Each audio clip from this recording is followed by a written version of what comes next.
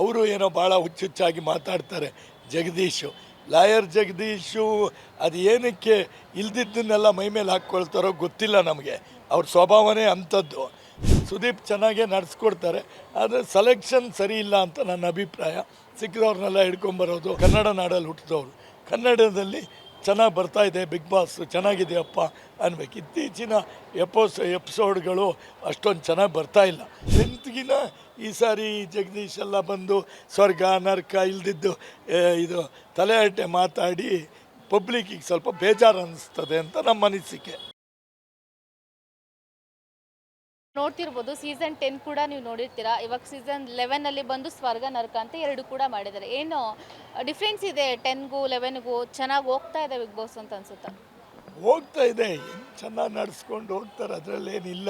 But ಆದರೆ 10ಗಿನ ಈ ಸಾರಿ ಜಗದೀಶ್ ಎಲ್ಲ ಬಂದು ಸ್ವರ್ಗ ನರ್ಕ ಇಲ್ದಿದ್ದು ಇದು ತಲೆಹರಟೆ ಮಾತಾಡಿ ಪಬ್ಲಿಕ್ಕಿಗೆ ಸ್ವಲ್ಪ ಬೇಜಾರು ಅನ್ನಿಸ್ತದೆ ಅಂತ ನಮ್ಮ ಅನಿಸಿಕೆ. ಯಾರು ಈ ವೀಕು ಯಾರು ಮನೆಯಿಂದ ಈಚೆ ಹೋಗ್ತಾರೆ ಅಂತ ಅನ್ಸುತ್ತೆ? ಯಾಕಂದ್ರೆ ಲಾಸ್ಟ್ ಟೈಮ್ ಬಂದು ಯಮುನಾ ಅವರು ಹೋಗಿದ್ದಾರೆ. ಈ ಸಾರಿ ಜಗದೀಶ್ ಹೋಗ್ಬೋದು ಅಂತ ನಮ್ಮ ಅಭಿಪ್ರಾಯ. ಯಾಕೆ ಅವ್ರು ಹೋಗ್ಬೋದು ಅಂತ? ಏನು ಅವರು ಹುಚ್ಚುಚ್ಚಾಗಿ ನಡ್ಕೊಳ್ತಾರೆ.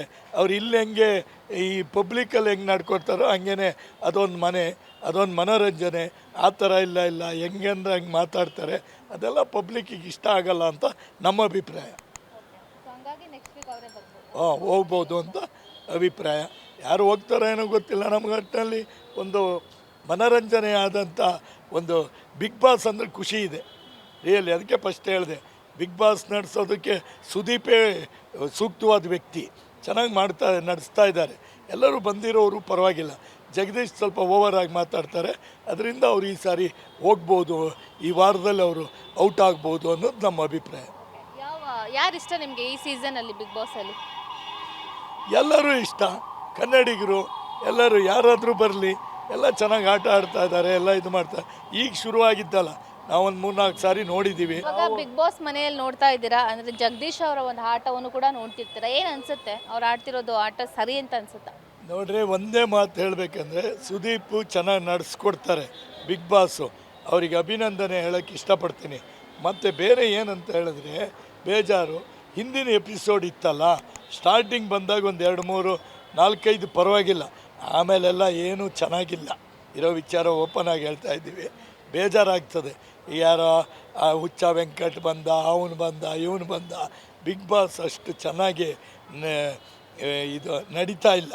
ನಮಗೀಗ ನೋಡೋಕ್ಕೆ ಇಂಟ್ರೆಸ್ಟ್ ಕಡಿಮೆ ಆಗಿದೆ. ಆದರೂ ಒಂದು ಹುಚ್ಚು ಕನ್ನಡದಲ್ಲಿ ಬಂದಿರೋದು ನೋಡೋಣ ಅಂತ ಒಂದು ಖುಷಿಗೆ ನೋಡ್ತೀವಿ. ಇವರು ಈ ಸಾರಿ ಈಚೆ ಬರ್ಬೋದು. ಅವರು ಏನೋ ಭಾಳ ಹುಚ್ಚುಚ್ಚಾಗಿ ಮಾತಾಡ್ತಾರೆ. ಲಾಯರ್ ಜಗದೀಶು ಅದು ಏನಕ್ಕೆ ಇಲ್ದಿದ್ದನ್ನೆಲ್ಲ ಮೈ ಮೇಲೆ ಹಾಕ್ಕೊಳ್ತಾರೋ ಗೊತ್ತಿಲ್ಲ ನಮಗೆ. ಅವ್ರ ಸ್ವಭಾವನೇ ಅಂಥದ್ದು. ಏನೋ ಅಂಥದ್ದೆಲ್ಲ ಅದೇನೋ ಒಂದು ಅಷ್ಟಾಗಿ ಇಷ್ಟ ಆಗಿಲ್ಲ. ಯಾವತ್ತು ಬಿಗ್ ಬಾಸ್ ಅಂದರೆ ಮನೋರಂಜನೆ, ಒಂದು ಹೆಣ್ಣು ಮಕ್ಕಳು, ಒಂದು ಆಟ ಚೆನ್ನಾಗಿರ್ತದೆ, ನೋಡೋರಿಗೆ ಖುಷಿ ಆಗಬೇಕು. ಹಾಡು ಡ್ಯಾನ್ಸು ಅದು ಇದು ಅಂಥೇಳಿ ಅದು ಎಲ್ಲರೂ ನೋಡ್ತಾರೆ, ಇಷ್ಟಪಡ್ತಾರೆ. ಮನೋರಂಜನೆ ಆಗಿರಬೇಕು. ಒಂದು ಸಿನಿಮಾ ಟೈಪೇ ಅದು. ಒಂಥರ ಎಲ್ಲ ಫಿಲ್ಮ್ ಆ್ಯಕ್ಟ್ರುಗಳು, ಸೈಡ್ ಆ್ಯಕ್ಟ್ರುಗಳು, ಅವರು ಇವರು ದೊಡ್ಡವರು ಹೋಗಿರ್ತಾರೆ, ಚೆನ್ನಾಗಿರ್ತದೆ ಅಂತ ನಮಗೊಂದು ಖುಷಿ ಇದೆ. ಕನ್ನಡದಲ್ಲಿ ಬಂದಾಗಂತೂ ಆ ಕಾರೋಡ್ಪತಿ ಯಾವುದೋ ಹಿಂದಿಲಿ ಬರ್ತಿತ್ತು, ಎಷ್ಟೋ ಜನರಿಗೆ ಹಿಂದಿ ಅರ್ಥ ಆಗ್ತಾಯಿರಲ್ಲ, ನಮಗದೇನು ಇಷ್ಟ ಆಗ್ತಿರಲ್ಲ. ಇವಾಗ ಚೆನ್ನಾಗಿ ಅವರು ಸುದೀಪ್ ಚೆನ್ನಾಗೇ ನಡೆಸ್ಕೊಡ್ತಾರೆ, ಆದರೆ ಸೆಲೆಕ್ಷನ್ ಸರಿ ಇಲ್ಲ ಅಂತ ನನ್ನ ಅಭಿಪ್ರಾಯ.